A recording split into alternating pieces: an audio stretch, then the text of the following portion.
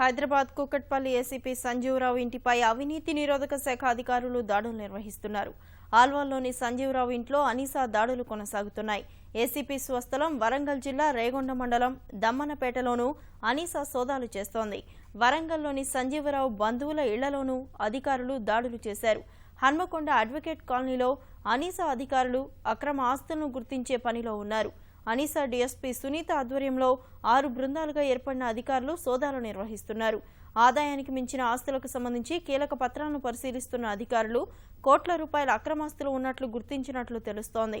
ఆల్వాల్లో ACP ఇంటి పక్కనే 4 రెండంతస్తుల భవంతులు ఉన్నట్లు తేల్చారు.